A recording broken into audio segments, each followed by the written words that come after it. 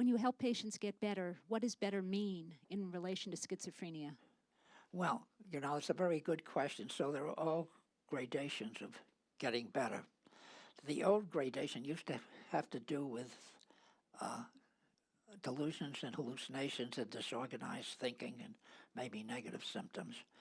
And so getting better meant getting better symptomatically, that the patient was no longer as delusional and no longer hallucinating as much, and even with drugs, you don't do away completely with the symptoms, but the symptoms do get better. Nowadays, this is quite a twist. Nowadays, getting better means something differently from what I've just been describing. What it means is getting back into the community and functioning more like other people do. And so we've had a number of patients in our schizophrenia study who still had their delusions and hallucinations, and yet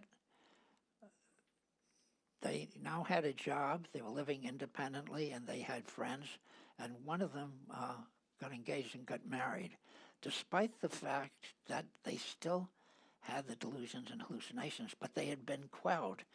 And now the push is much more so getting the people back into reality. And when they get into reality, and there are a whole series of methods that we use to help them get into the mainstream. Once they're into reality, then their unreality seems to diminish.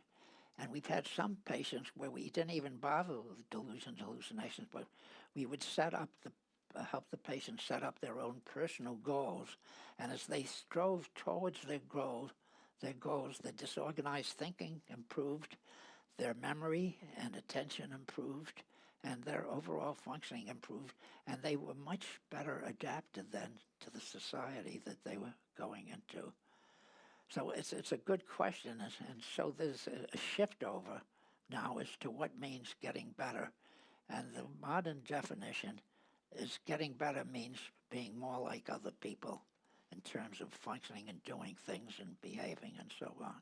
Thank you.